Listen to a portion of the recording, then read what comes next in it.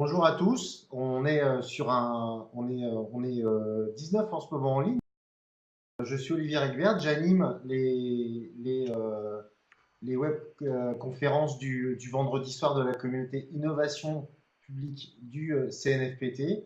Nous avons ce soir Denis Christol qui fait un webinaire pour nous parler d'une expérience qu'il vient de vivre en Scandinavie.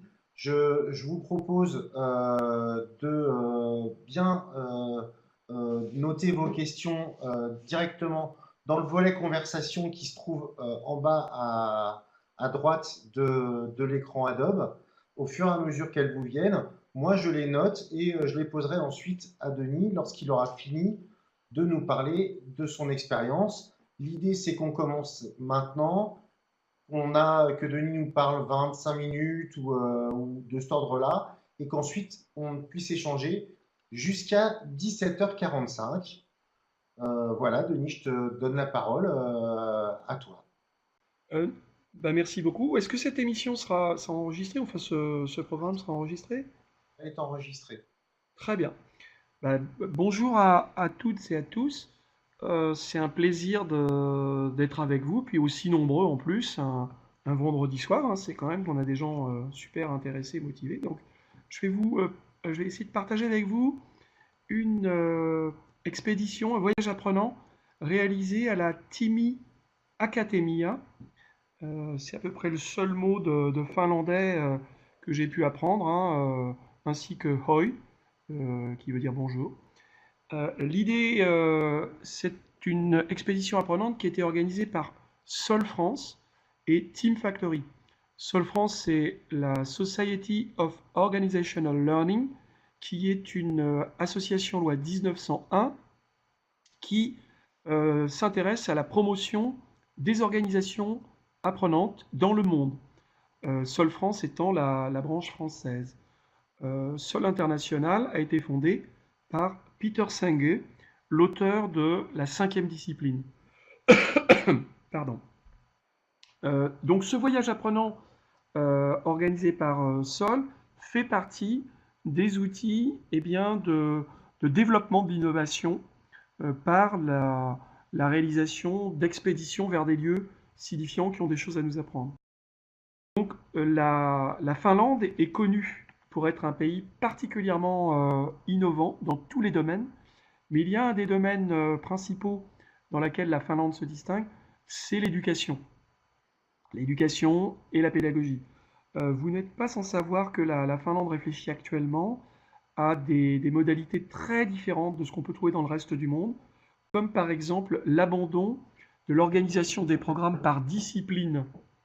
Donc plutôt que d'enseigner les mathématiques, le français, l'histoire ou la géographie, la Finlande est en train d'organiser ses enseignements par grandes questions problématiques comme l'Europe, les migrations dans le monde, ou des thèmes à partir desquels eh bien, les élèves vont être amenés à euh, engager un maximum de recherche et d'enquête. La Finlande est aussi particulièrement bien classée dans les classements PISA. Elle a régulièrement été première sur les 10 dernières années. Là, c'est un petit peu en diminution en ce moment, mais elle reste toujours dans les meilleurs au monde parce que l'éducation est véritablement un axe très très fort. La dimension collaborative est particulièrement importante. Le souci à chaque individualité est particulièrement important. Et ça se retrouve de l'enseignement primaire jusqu'à l'enseignement supérieur.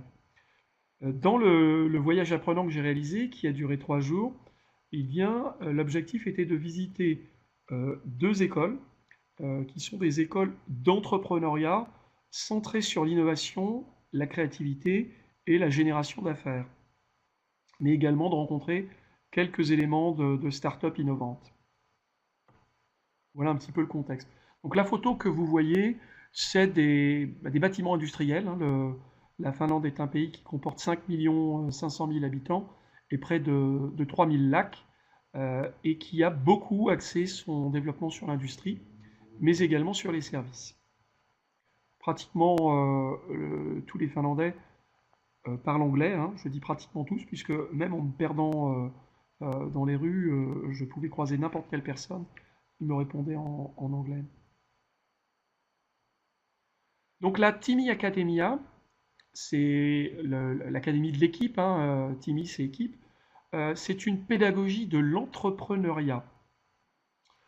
Pour faire simple, les personnes à peu près à un niveau qui est l'équivalent du bac en France, eh bien, ont un passe-contrat avec cette académie qui se situe à Jyväskylä, qui est au centre nord de la Finlande, dans la région des lacs. Et la promesse, c'est 3 ans d'études pour obtenir un bachelor, qui est l'équivalent d'une licence, créer une entreprise et faire le tour du monde. Ça, c'est le contrat. Et pour cela, il y a un contrat d'apprenance. Donc, vous pourrez aller voir le lien qui explique un peu ce que c'est qu'un contrat d'apprenance. Il n'y a pas de professeur, mais des coachs. C'est-à-dire que on part sur une pédagogie qui est fortement inductive. Tout le processus est un processus d'apprentissage en équipe, en communauté, et je pourrais dire aussi en réseau. Je vais développer un petit peu ce dont il s'agit.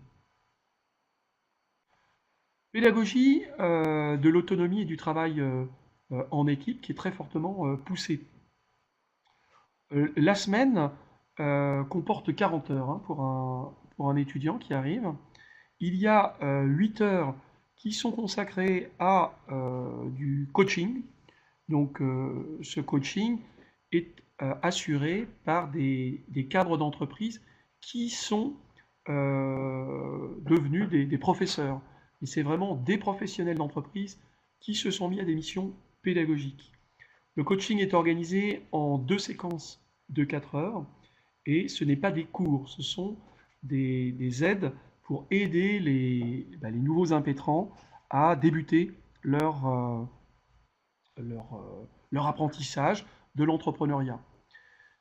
Bien entendu, les premières questions, c'est on n'y connaît rien, on ne sait pas que faire, et donc le coach va leur poser des questions, et bien vous ne savez pas que faire, est-ce que vous avez besoin de réfléchir sur la créativité, est-ce que vous avez besoin d'être dans des logiques plus collaboratives? Donc c'est véritablement une pédagogie maïeutique qui est mise en place, qui part du plein potentiel des jeunes, parce que ce sont des jeunes. Ils sont organisés en équipe de 8 à 10 personnes et ils sont invités à se positionner en termes de rôle à partir d'un test qui s'appelle test de Belbin, pardon, B-E-L-B-I-N, Meredith Belbin, et qui va donner à chacun quelle est la spécificité qu'il peut avoir. Donc sont repérés dans le test l'innovateur, le vérificateur des détails, l'ambassadeur qui va vers les autres équipes pour créer du lien, la personne en charge de la régulation sociale, celui qui est plus porteur d'énergie pour le collectif. Donc 9 rôles sont identifiés dans ce test de Belbin. La dimension du travail d'équipe est omniprésente. C'est tout le temps de l'apprentissage en équipe, des évaluations en équipe, un travail continu en équipe. Après ces 8 heures de coaching, il y a 8 heures eh bien, pour lire des ouvrages et rédiger des essais sur ces ouvrages. Donc, cette lecture d'ouvrage, eh bien, elle se fait à travers une liste qui est proposée, et en fonction de la complexité de l'ouvrage, eh bien, les personnes reçoivent des points pour leur obtention de diplôme. Les lectures d'ouvrages visent à produire des essais qui sont des lectures critiques. C'est-à-dire qu'il ne s'agit pas de faire un résumé de l'ouvrage, mais de se poser des questions sur les projets d'entrepreneuriat que les jeunes sont en train de construire. Qu'est-ce que ça, qu'est-ce que ça leur inspire? Qu'est-ce que ça leur pose comme question? Donc sur une année, finalement, les jeunes sont amenés à lire une vingtaine de bouquins qu'ils choisissent et sur lesquels ils construisent leurs réponses. Et puis, il y a 24 heures qui sont dédiées à la conduite de projet. Et là, les jeunes sont complètement libres eh bien, de s'auto-organiser, de choisir ce qu'ils vont faire. Le cœur et le centre, c'est orienté client, c'est orienté usage, c'est orienté innovation. Donc, ils sont en permanence encouragés à créer du neuf, à imaginer, à aller le plus loin possible. Ces trois pôles, ils appellent ça un peu le triangle magique de l'apprenance. Donc là, on voit pas très bien, je pourrais vous faire passer des documents à l'issue de cet échange. C'est ce qu'ils appellent le Rocket Model, hein, où vous voyez trois dynamiques qui sont positionnées et qui constituent le système de développement des équipes, des réseaux et des communautés. Tout à fait à gauche, les bulles qui partent du Community Learning Process, Process of Creating Leading Thoughts, Innovative Process, Brand Management Process, ce sont les étapes qu'on leur demande sur lesquelles on leur demande de progresser en matière communautaire. Au milieu, vous voyez tout ce qui part de Companies Learning Process, c'est tout l'apprentissage qui est suivi au niveau des équipes. Et là également, il y a des étapes qui sont suivies. Les indicateurs de ces étapes d'apprentissage en équipe sont essentiellement les réactions des clients. Donc, les indicateurs, ce n'est pas les indicateurs de professeurs, mais ce sont les clients que les jeunes démarchent, puisqu'ils sont en permanence en train d'écouter des clients, d'aller comprendre leurs besoins, qui va leur donner un retour. Et puis le troisième process que vous voyez sur la droite, c'est le processus d'apprentissage individuel. Et donc, le système éducatif pédagogique de la Timmy Academy est organisé en écosystème qui combine apprentissage de la communauté, apprentissage de l'équipe, qui est une compagnie. Alors, quand ils parlent de compagnie, en fait, ils ont un système où c'est une véritable entreprise qui est créée par les étudiants. Donc, ce sont tout de suite, ils créent de véritables entreprises avec un nom juridique et alors c'est des entreprises très simplifiées, avec peu d'argent investi, mais qui leur permettent malgré tout de réaliser des opérations. Et puis, le processus individuel. Tous ces processus sont organisés dans des espaces, et là, les espaces en eux font partie du processus d'apprentissage. Là, j'ai pris quelques photos. Ce sont des espaces confortables de travail. Vous n'avez jamais de salle, je n'ai pas vu beaucoup de salles dans lesquelles on a des organisations en U ou en table, mais véritablement des espaces qui font varier les types de positions de travail tels qu'on pourrait les trouver dans des entreprises, avec des tables de réunion ou des open space ou des tables, des chaises pardon, qui sont organisées. Il y a, alors là voilà, vous voyez une salle classique. C'est pas du tout une salle spécifique, c'est une salle d'une grande banalité, des assises très confortables, des tapis, des possibilités d'écrire. Tout est organisé pour développer de la créativité. Les coachs ont des dispositifs de formation pour animer des cercles de dialogue, qui sont des cercles qui permettent de baliser tout au long du processus et du développement les conversations entre étudiants.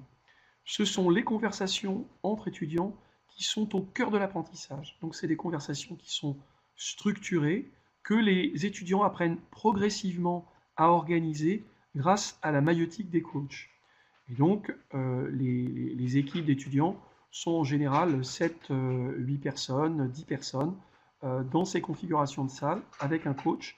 Elles sont toujours sous la présence d'un coach dont le job est d'être tout le temps à poser des questions pour faire progresser les étudiants sur les différentes étapes de leur projet. Et donc, par le jeu de questions et par le jeu d'interrogations que les étudiants se posent et par l'expérience des coachs, eh bien, les bonnes questions permettent aux étudiants de faire des décisions par eux-mêmes. Vous voyez un petit peu une autre salle. Donc, le but de l'apprentissage, c'est de gagner suffisamment d'argent pour faire le tour du monde, ce qu'ils appellent le learning circus. Donc, c'est bien d'argent dont il est question. C'est très présent hein, dans le dispositif. Il n'y a pas du tout de pudeur à gagner de l'argent, hein, ça en fait partie. Pour vous donner le ratio, sur la promotion que j'ai pu rencontrer, ils étaient 74. Les 74 étudiants sur l'année précédente avaient gagné 2 millions d'euros. Donc je leur ai fait répéter parce que 74 étudiants, 2 millions d'euros, c'est des sommes considérables. C'est vraiment une école de l'entrepreneuriat, hein. Donc ils vont tout de suite aller chercher les solutions qui les intéressent. D'ailleurs, à cet égard, ils distinguent plusieurs types de projets. Les projets qu'ils appellent vache à lait, donc c'est des projets qui ne sont pas forcément porteurs d'apprentissage, mais qui leur apportent un maximum d'argent. Donc ils trouvent par exemple des astuces pour organiser du changement de pneus, pneus neige, pneus route, ce qui en Finlande est une activité assez lucrative. Et grâce aux applications réseaux sociaux, ils sont en capacité eh bien, d'organiser, de faire une promesse de on vous change vos pneus en moins de 10 minutes. Mais ça peut être aussi des projets de type organisation de café éphémère. Et là, ils sont capables d'aller récupérer des subventions de collectivités pour créer de l'innovation sociale et permettre à des lieux qui étaient désaffectés de redevenir vivants. Ça peut être aussi des projets comme vendre un business de Learning Academy, donc de Learning Expédition, pardon. Et c'est exactement ce que j'ai pu vivre, puisque typiquement, la Learning Expédition, bah, c'est les étudiants qui gagnaient l'argent de ce que Sol avait engagé. Et là, ils vendaient des expéditions dans le monde entier. Donc j'ai pu croiser des Coréens, des Chinois, d'autres Français, des personnes qui venaient du monde entier. Et il y avait véritablement un business tour de l'apprentissage en Finlande. Donc ils sont très malins et ils développent rapidement des compétences marketing très centrées sur le client, l'utilisateur.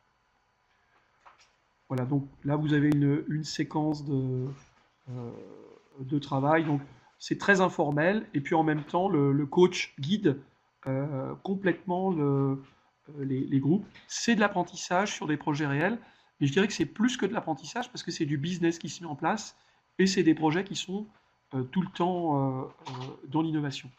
Plusieurs groupes projets peuvent se mettre en place pour développer des très gros projets et être en capacité de s'unir. Ils arrivent à faire ça très très bien. Voilà une autre configuration. Alors je pense que ça doit être du mobilier Steelcase. En même temps, on voit je dirais la dynamique de groupe. Là, c'est de l'évaluation entre pairs. Donc il y a là-bas la logique de pair est tout le temps développée.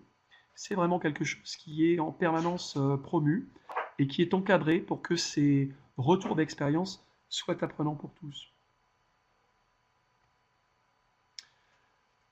Ça, c'est un espace de travail collectif. Donc, vous voyez, chaque équipe a des espaces de travail. Donc, ce sont des tables, du mobilier sur roulette, et puis des équipements qui permettent assez rapidement de faire du prototypage rapide. Un des grands leitmotifs qui m'a été donné, c'est la solution est dans l'action. Donc, on a des gens très pragmatiques qui avancent et qui résolvent les problèmes au fur et à mesure. C'est très impressionnant de voir la maturité d'une équipe projet de jeunes de 22 à 24 ans qui nous accueillaient, qui nous accompagnaient et qui étaient capables de ne faire qu'un dans les réponses à des questions qu'on pouvait leur poser. Et Dieu sait que quand un groupe de Français, on était 25 Français, cadres pédagogiques ou ingénieurs de la SNCF, pose des questions, ça peut être rapidement conceptuel et répondait toujours avec une extrême bonne humeur, montrant que finalement, la pédagogie qui était prônée était véritablement vécue. Beaucoup de créativité, beaucoup de travail dans le business. Voilà, donc ils sont très liés à la presse locale, ils essayent de faire beaucoup bouger, d'associer les clients. Là, vous avez un mur c'est juste pour organiser des post-it, mais il y a un souci graphique dans tout ce qui est fait. Souci du design industriel. 4 valeurs qui ont été énoncées. Hein. Tout d'abord, l'éducation, c'est-à-dire que chaque acte qui est fait, même quand c'est un acte business, doit apprendre. Et donc, ils utilisent en permanence des modes retour d'expérience sous une grande variété de formes, que ce soit le contrat d'apprenance qui définit chacun qu'est-ce qu'il veut apprendre pour lui, pour son équipe ou pour la communauté. On apprend aussi pour la communauté, pas que pour soi, on apprend aussi pour son équipe. Un principe d'évasion, c'est-à-dire que là, il y a une ouverture. Hein, l'idée, c'est on doit faire du neuf. Donc, ça, c'est une valeur forte. Une valeur orientée autour de l'expérience. l'expérience prime sur la théorie, et puis une valeur esthétique. Donc en permanence, ils ont le souci de faire des choses esthétiques. Voilà, là, vous voyez une équipe projet. Derrière, vous voyez un grand meuble, et dans le grand meuble, ben, vous avez tout un ensemble de matériaux, feutres, papier, anciens prototypes qui sont mis à disposition. Voilà, là c'est un game plan, donc une modalité de projet qu'ils utilisent pour développer eh bien, tout le processus d'apprentissage. Voilà. Donc ils s'appellent team entrepreneurs, ils sont organisés en équipe, ils font partie d'une université publique, hein. C'est des universités publiques et c'est des départements entrepreneuriat. La sélection au départ ne se fait pas, et ça c'est une constante. Alors j'ai pu vérifier ces éléments-là en discutant avec les gens, mais également en regardant des rapports de l'OCDE ou de l'UNESCO sur critères sociaux ou économiques. Donc ils rentrent véritablement dans l'université publique, et ensuite c'est sur la motivation, sur l'envie de prendre des risques d'entrepreneur. Le développement se fait à l'international. Là, j'ai pu croiser une équipe de jeunes Strasbourgeois.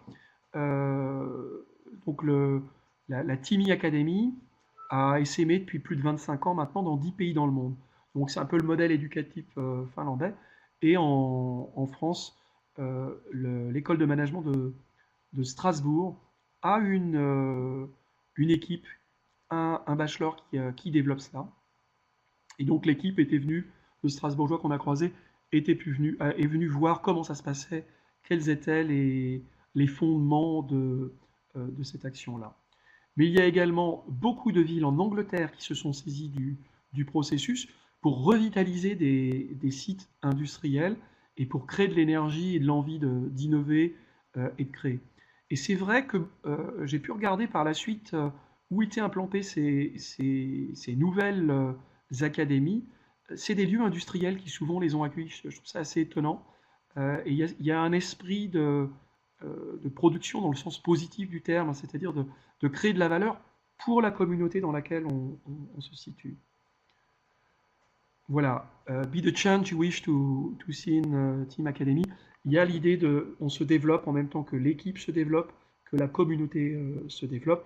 Beaucoup des éléments et fondements théoriques sont basés sur les travaux de Nonaka et Takeshi, qui sont deux Japonais qui ont travaillé sur l'idée d'organisation apprenante et qui ont capitalisé sur l'idée d'apprentissage informel et de transformation de la connaissance via le collectif, qui est une médiation vers le savoir. Je vais peut-être repasser en mode...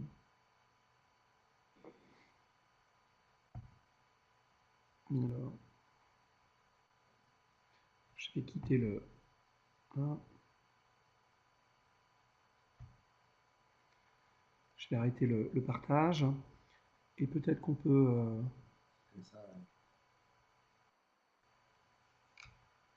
Voilà, alors il faut que je retrouve... C'est bon. Alors, moi, j'ai remis l'écran. Les gens te voient et puis me voient moi, mais j'aimerais je peux être plus petit en fait. Je vais peut-être m'enlever. Il y a eu quelques questions pendant ton intervention. Est-ce que tu les as lues, les questions, ou est-ce qu'il y en a au moins deux auxquelles tu as répondu naturellement alors? Non, je Il y n'avais pas avait une accès question aux est-ce que questions c'est une puisque je œuvre ne de voyais formation que privée ou l'écran que je publique? projetais. Est-ce que quels étaient les critères de sélection pour l'entrée dans le dispositif? Et manifestement, tu y as répondu D'accord. avant qu'on t'y invite. Donc c'est voilà, une espèce de préscience, quelque chose d'assez étonnant. Moi, je voudrais peut-être, alors si c'est possible en Ah quelques d'accord, mots, très bien. tu as donné quelques mots un peu compliqués. donc ils peuvent parler au CNFPT, mais peut-être pas aux gens du CNFPT, peut-être pas à tout le monde d'ici. C'est de parler de pédagogie inductive et de pédagogie maïeutique. Alors maïeutique, je vois à peu près, ça a un lien avec l'accouchement. Mais est-ce que tu peux peut-être donner quelques définitions pour qu'on se comprenne bien?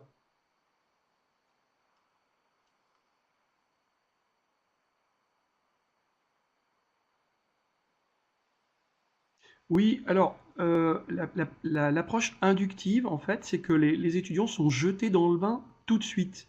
C'est-à-dire que assez vite, on leur confie la responsabilité de créer une entreprise.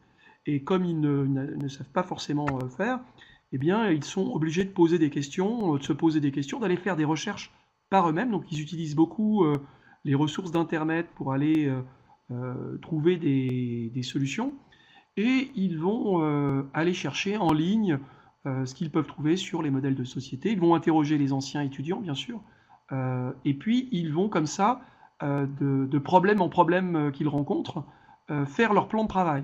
Et progressivement, les coachs les aident à structurer leur plan de travail à partir de chaque écueil qu'ils rencontrent.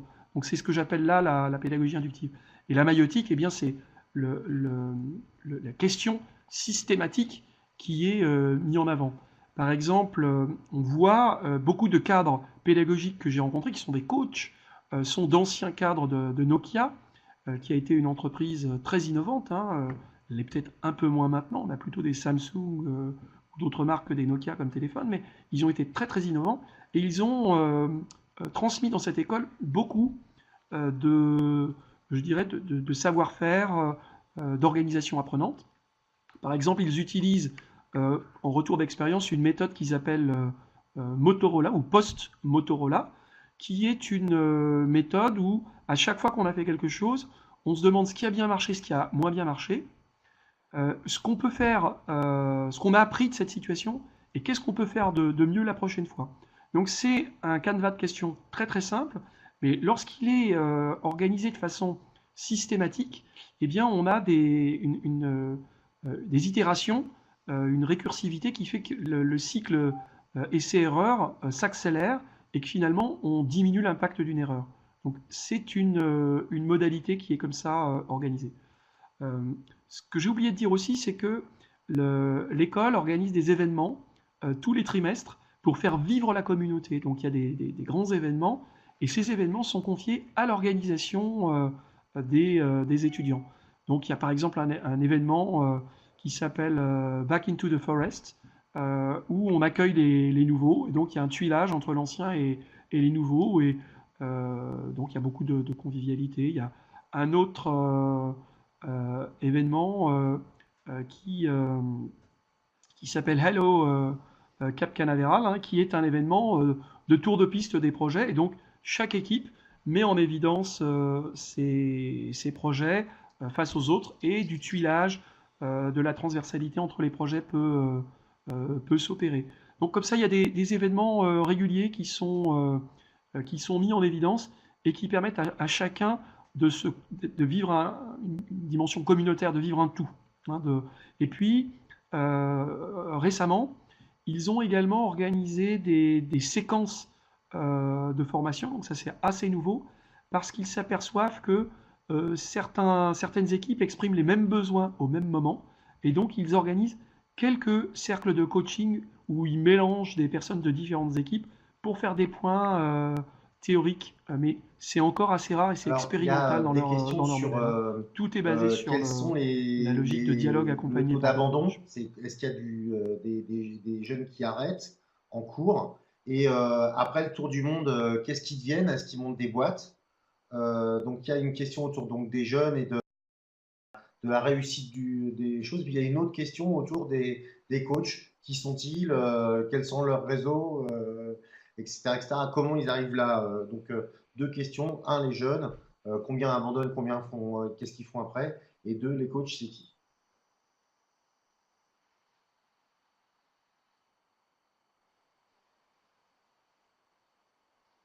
Alors, les jeunes, tout d'abord, après leur bachelor, se placent à 96%, trouvent du boulot ou créent une entreprise.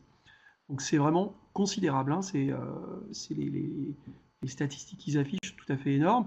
Il faudrait vérifier par rapport à un jeune sortant d'un bachelor en Finlande, hein. Je pense que le chômage est à peu près est assez élevé aussi, hein, même si le pays est assez riche, il y a quand même un peu de chômage. Mais il faudrait comparer, ça j'ai pas fait cette comparaison. Ils créent souvent des entreprises, hein, donc ils ont même s'il n'y a pas le culte du héros, ils ont quelques réussites assez importantes, pas mal autour de la téléphonie, pas mal autour du marketing, hein. Ces nouvelles technologies, l'innovation, le marketing sont des éléments dans lesquels ils se positionnent pas mal. On a croisé des jeunes qui avaient créé voilà, des entreprises d'études communication, hein. Ils deviennent assez forts en matière de communication parce qu'ils apprennent à la dure, hein, quand ils vont devoir à 19, 20 ans, 21 ans, quand ils commencent, trouver les clients et qu'ils n'ont rien à vendre, ça les oblige à sortir d'eux-mêmes.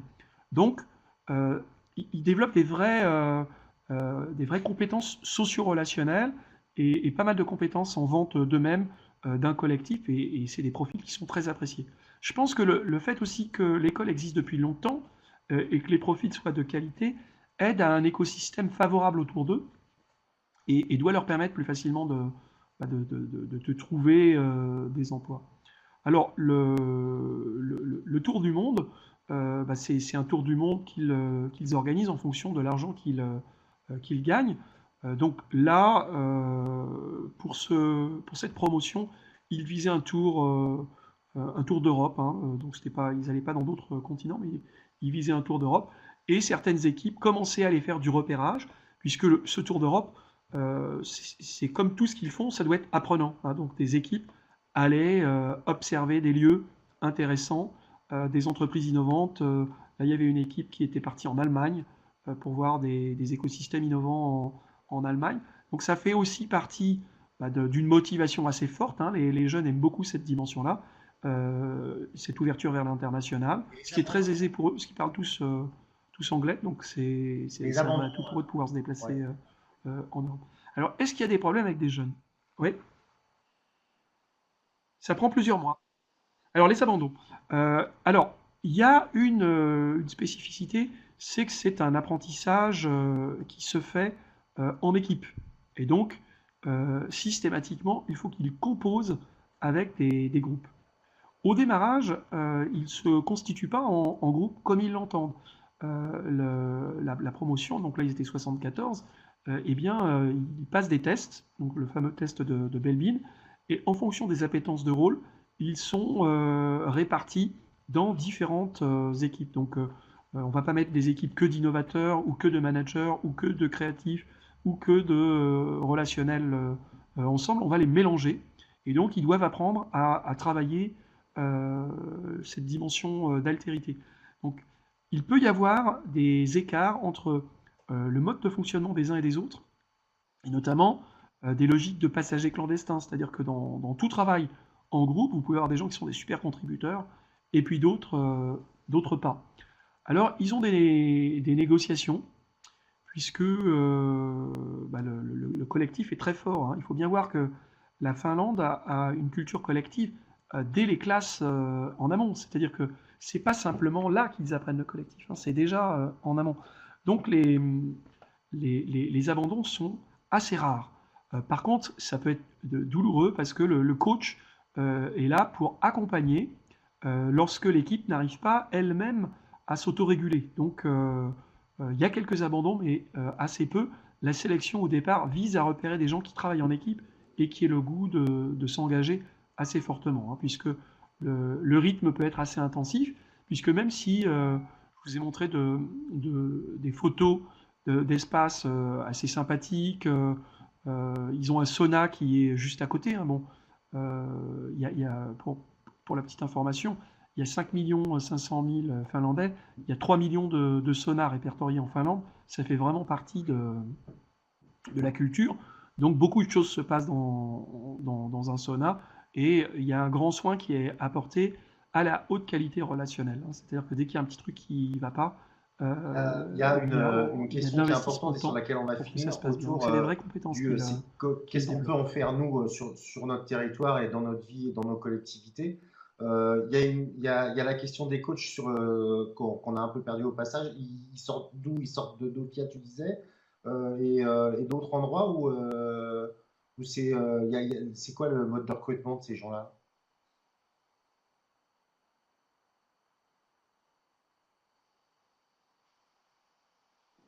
Alors, ils sont astreints à avoir une double expérience, je dirais académique et industrielle, hein, d'une certaine façon. Donc, c'est toujours ceux que j'ai rencontrés sont tous des professionnels qui ont travaillé en entreprise.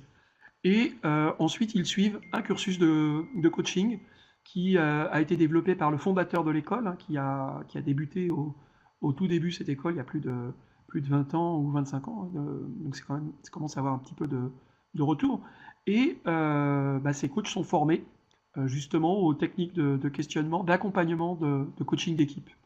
Et lorsqu'ils ouvrent à l'international leur licence ou leur patente, eh bien, ils développent au coaching. Alors, qu'est-ce qu'on peut faire de ça dans le monde public territorial? Moi, ce qui m'a semblé intéressant, c'est l'apprentissage en communauté. C'est-à-dire qu'ils apprennent pas seuls et ils apprennent en équipe, pour eux, pour l'équipe et pour la communauté. Je crois que ça, c'est vraiment intéressant, ce triple niveau d'objectif.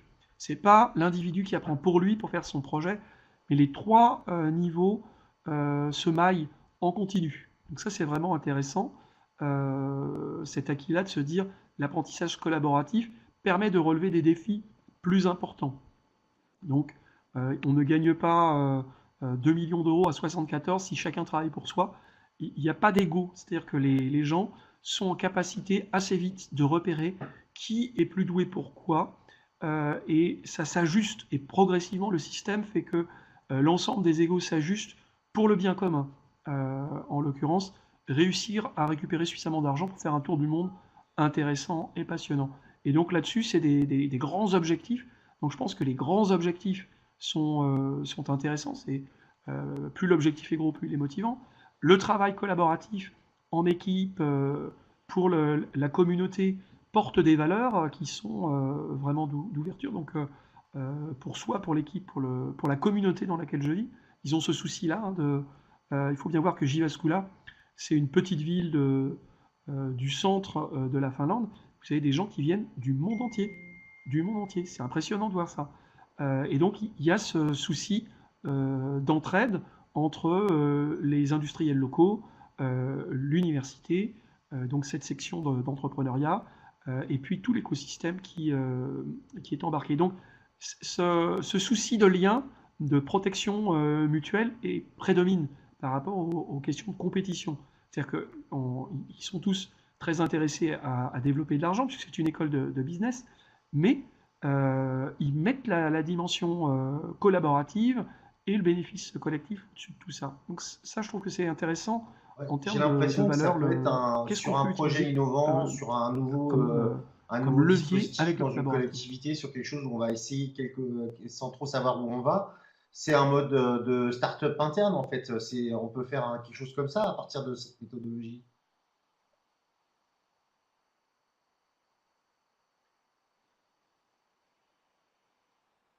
Bah, je trouve que cette approche, elle permet véritablement, eh bien, de se dire, on ne sait pas faire, et ben on va l'apprendre ensemble.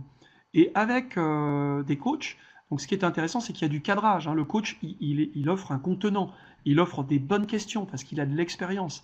Il n'apporte jamais de réponse, il s'interdit ça absolument.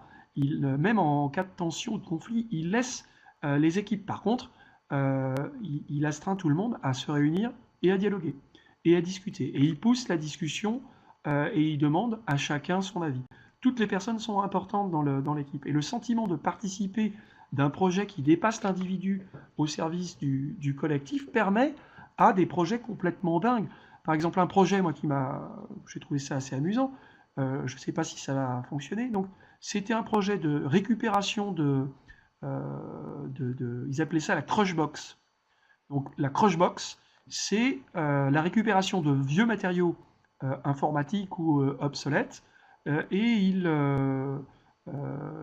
loue des grandes boîtes. Hein. Vous imaginez une petite salle constituée de grands panneaux de bois, et puis il vous propose d'acheter une vieille imprimante qui va être à recycler ou un vieil ordinateur. Ils vous prêtent des lunettes de sécurité, un grand maillet et ils vous disent allez rentrer dans la Crushbox et casser l'imprimante et payer plus l'objet à casser est gros, plus c'est cher.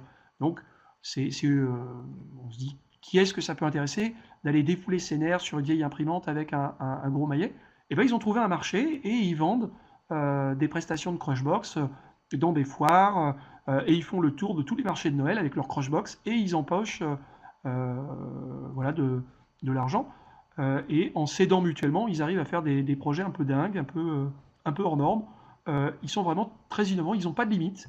Ils mettent leurs idées à profit. Donc je trouve que cette possibilité de se dire rien n'est trop fou, on peut le faire et à plusieurs on va trouver des solutions. Je trouve que c'est très stimulant pour l'innovation publique quand souvent on se dit c'est pas possible, on va pas y arriver, Euh, on n'a pas les moyens, on peut pas. Est-ce qu'on peut Donc il y a imaginer que cette fraîcheur le qui est CNFPT intéressante. puisse avoir un dispositif? Alors, il y a les salles de co-conception, il y a les facilitateurs qui sont un peu partout. Est-ce qu'on pourrait imaginer tester ce type de format avec une collectivité ou avec plusieurs collectivités, ce serait peut-être encore mieux, pour essayer de voir ce que ça donne et est-ce que c'est transposable? Parce qu'il y a quand même plein de questions autour du prototypage, autour de plein de choses qui sont pas faciles à mettre en œuvre dans l'action publique, hein. Mais est-ce que ça te semble quelque chose de possible?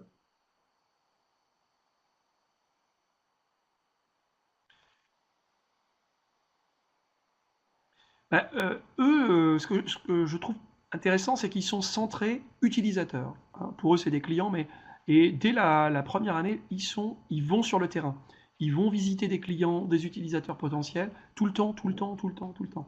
Et ça, cette posture, je pense que c'est typiquement une posture qu'on pourrait mettre en place dans, dans- dans- dans des groupes d'innovateurs ou d'acteurs de l'innovation, c'est retour sur le terrain. Même si on le fait déjà, hein, mais de garder ça en tête assez fort. Et puis, action rapide. Et ne pas hésiter à proposer vite, puis à cette souplesse-là. Donc, on pourrait très bien imaginer que là, on est en train d'imaginer au CNFPT une université d'innovation orientée sur des défis. Je pense qu'on peut tirer des éléments en termes de posture, en termes d'outils, en termes d'énergie pour améliorer cette pédagogie des défis qu'on pourrait mettre en place, hein, en partant de défis publics, et puis de se dire c'est possible, on peut le faire, et de ne pas se freiner du tout, et de miser beaucoup sur le collaboratif. Et, voilà. Et ce que je trouve qui pourrait nous aider, c'est cette professionnalisation des coachs qui pourraient aider ces équipes défis, non pas pour leur faire des leçons, mais comme des points d'appui ou des questionneurs professionnels en quelque sorte, hein, pour renvoyer des questions sur est-ce que tu penses que l'usager va être capable de faire ci, comment tu peux améliorer ton prototype, de quelle aide tu pourrais avoir besoin. Enfin, je dis n'importe quelle question, mais de pouvoir stimuler les groupes défis par des questions et de donner de la régularité dans l'avancement de ces innovations permettrait certainement aux acteurs de l'innovation publique de se sentir moins seuls et d'avoir des lieux et des personnes ressources pour avancer. Donc les points d'appui, salle de co-conception du CNFPT sont là, université d'été est là. Il faut qu'on se professionnalise certainement pour tirer des leçons, améliorer le partage des rôles en équipe, Est-ce faire que le sentir test à de tous que tout le Belleville monde il est, est est intéressé disponible quelque par tout ce que part? font Est-ce que les tu autres. sais où Voilà des pistes on peut le dont on trouver? pourrait C'est se quelque chose saisir. d'intéressant, ne serait-ce que pour se tester soi-même. Euh,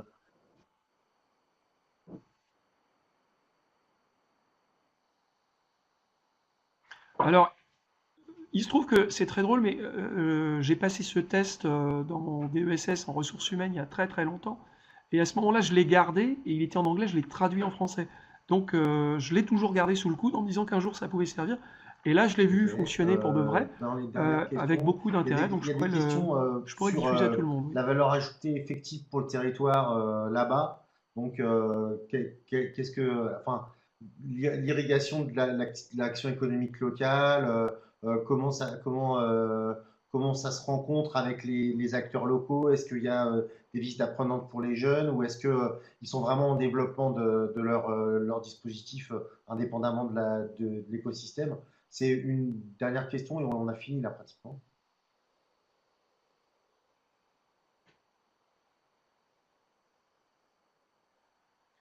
Non, non, ils sont maillés dans l'écosystème. Par exemple, un des projets des jeunes, c'était les cafés éphémères.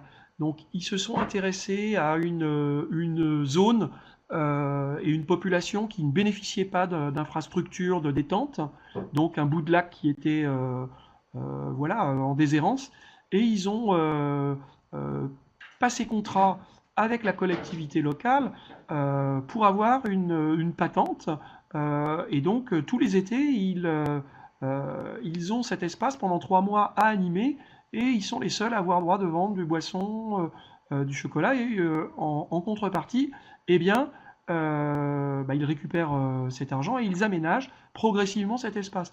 Donc, il y a toujours cette double visée, hein, ils sont quand même des businessmen, donc ils font de l'argent, mais en même temps, ils font pour ce projet-là vraiment quelque chose d'utile pour la population, puisque c'était des populations et un coin qui n'avait rien.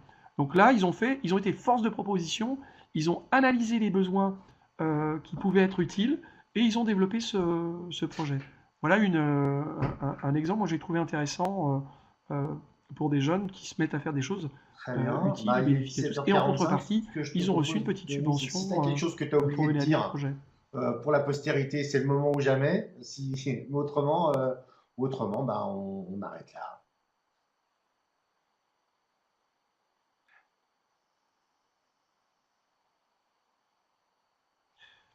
Non, ce que j'ai noté, c'est vraiment cet enthousiasme de la jeunesse et puis du collaboratif. C'est ce que je voudrais retransmettre comme élément, hein, cette envie d'être créatif, innovant, de produire des choses nouvelles ensemble et puis de se donner des très gros objectifs. Voilà, c'est ça les points clés que j'ai notés. Et puis, bon, le fondateur, hein, c'est un sacré pédagogue, hein, puisqu'il a réussi à convaincre. Et au démarrage de l'histoire, l'université était contre, hein. Ça reste des universités très classiques. Et eux, ils sont un peu une bulle à part. Donc, il a fallu qu'ils se bagarrent pour mettre en place son système. Mais il a réussi Ah, à très faire un bien. truc qui Impressionnant, maintenant c'est le est mot de la dans fin. 10 pays au Donc, monde. bah, il nous reste à te Et c'est remercier. Il y très a plein impressionnant. de messages de remerciements. Donc, manifestement, ça correspondait à un intérêt ce que tu nous as raconté. On a été jusqu'à 25 en ligne. C'est un beau petit score. On est content. Voilà. Il nous reste à te remercier, Denis, et à donner rendez-vous à tout le monde dans 15 jours avec une programmation en cours qui va arriver très vite bientôt, je vous assure. Merci Merci beaucoup. beaucoup. Au revoir.